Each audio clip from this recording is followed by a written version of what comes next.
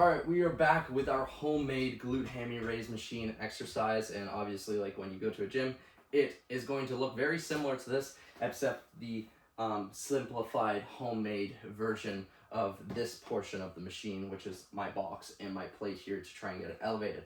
The machine will also be a little bit more horizontal, but for this case, just so for my safety purposes, I'm getting in here with a little bit of an angle tilt, so then I'm able to make sure I don't fall out of here and there's enough stability here. Nonetheless, we're going to get into this machine and we're going to use the same variation of that eccentric lowering phase and exploding up like we did with our original back extension.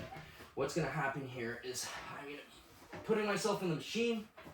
I'm going to make sure my feet and my heels are both engaged here. I want to still use that same measurement movement where it's coming 3/4 up towards my thighs here. If it goes any shorter of 3/4 of your thigh, you're going to start to feel like you're just like leaning over top of it and you feel like you're going to fall out. So just make sure these are aligned with possible. Usually with the glute hammy raise machine, there is a almost like a pull and push button that you can use and a trigger that you can roll the sliding pads each way. So nonetheless, we're going to go right here. I'm going to use this barbell as some balance here. And all that's going to happen here is you're going to lower 1, 2, 3, and then come up. 1, 2, 3, come up.